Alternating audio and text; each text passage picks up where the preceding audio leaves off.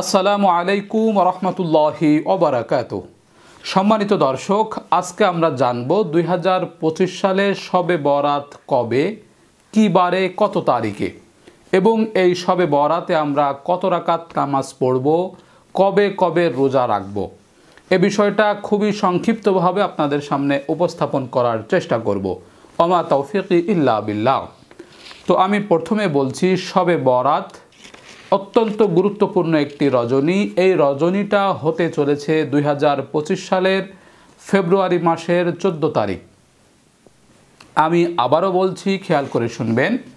শবে বরাত 2025 সালের ফেব্রুয়ারি মাসের 14 তারিখ দিবাগত রাত, অর্থাৎ শুক্রবার দিন শেষ হওয়ার পরে মাগরিব থেকে শুরু করে যে রাতটা হচ্ছে, সেই রাতটা হলো শবে বরাত, অর্থাৎ নিসফে শাবান, মধ্য শাবান। এই মধ্য শাবানে আমাদের নামাজ পড়ার কথা বা তার আগের দিন পরের দিন রোজা রাখার কথা অনেকে আলোচনা করে থাকে, তবে এটা কতটুকু সঠিক সেটা আমাদের জেনে নেওয়া দরকার। প্রথমে মনে রাখতে হবে, শবে বরাতের বিশেষ কোনো নামাজ, বিশেষ কোনো পদ্ধতিতে, বিশেষ কোনো রাকাত সংখ্যা এরকমটা কোরআন হাদিসে উল্লেখ নাই।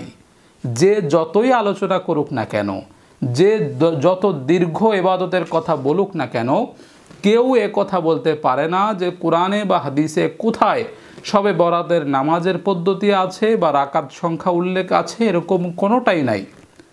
তবে আমরা কেন নামাজ পড়ব? কারণ শবে বরাতে একটা বিশেষ বোনাস রয়েছে, বিশেষ অফার রয়েছে।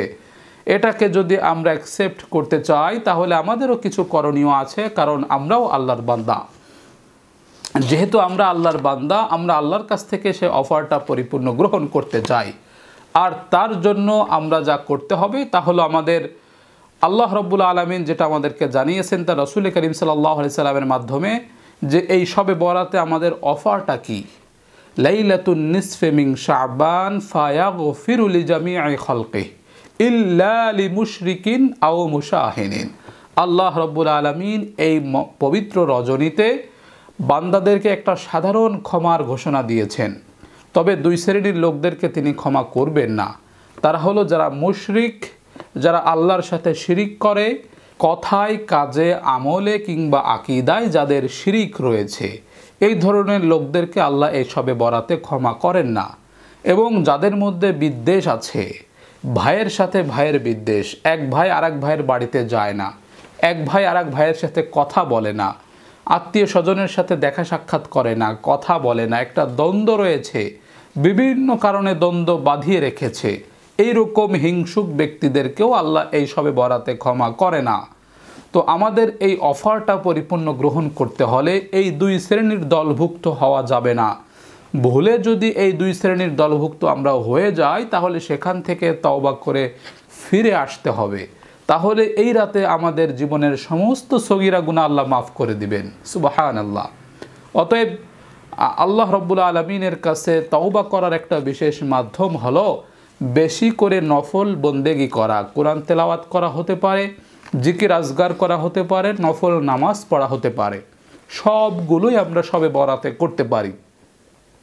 তবে আমি আবারও বলছি, খেয়াল করে শুনবেন, এটা ব্যক্তিগত নফল ইবাদত।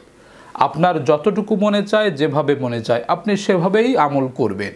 আপনার মনে চাইলে বিছানায় শুয়ে শুয়ে তাওবা ইস্তেগফার করতে থাকবেন, জিকির আজগার করতে থাকবেন, মুখস্থ যেটা কোরআন পারেন আপনি সেটা তেলাওয়াত করবেন, অথবা বসে বসে করবেন, অথবা দাঁড়িয়ে দাঁড়িয়ে করবেন, নিজের ঘরে রুমে বসে করবেন, অথবা মসজিদে বসে করবেন। আপনি 2 রাকাত করে নফল নামাজ পড়বেন, সেটা নিজের বাড়িতে হতে পারে অথবা মসজিদেও হতে পারে। 2 রাকাত নামাজের বিশেষ কোনো পদ্ধতি নাই। আপনি নফল নামাজ যেভাবে পড়েন, সুন্নত নামাজ যেভাবে পড়েন, ঠিক সেই নিয়মে আপনি নামাজ পড়বেন। নফল নামাজের নিয়ত করে 2 রাকাত যে কোনো সূরা দিয়ে নামাজ পড়বেন, যে কয় রাকাত মনে চায় সেই কয় রাকাত পড়বেন। তারপরে আল্লাহর কাছে হাত তুলে বলেন অথবা না তুলে বলেন, অথবা সেজদায় গিয়ে বলেন, চোখের পানি ফেলে কান্নাকাটি করে তাওবা ইস্তেগফার করবেন। এটা হলো এই শবে বরাতের আমাদের করণীয়।